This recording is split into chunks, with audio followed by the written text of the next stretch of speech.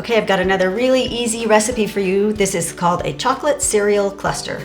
So we're gonna start with about a half a cup of chocolate chips. And if you don't have chocolate chips, you can just use a half a cup of chopped chocolate bar, whatever you have around. And you're gonna melt this in the microwave. It takes about 1 minute at 50% power.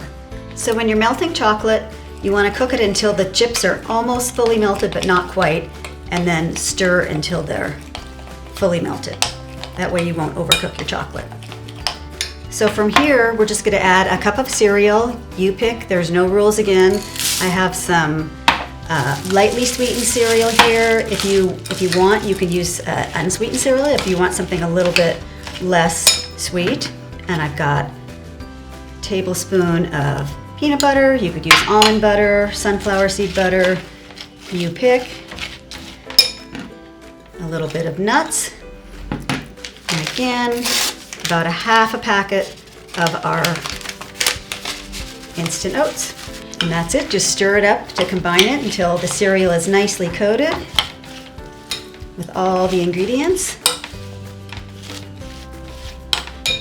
And all we're gonna do is put it on a baking sheet that's lined with either foil or plastic wrap.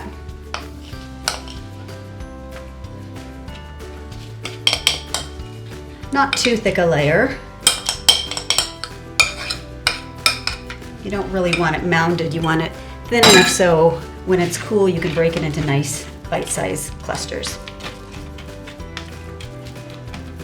So that's it. Pop it in the fridge for an hour and you're ready. So here we go. I have 3 different varieties here.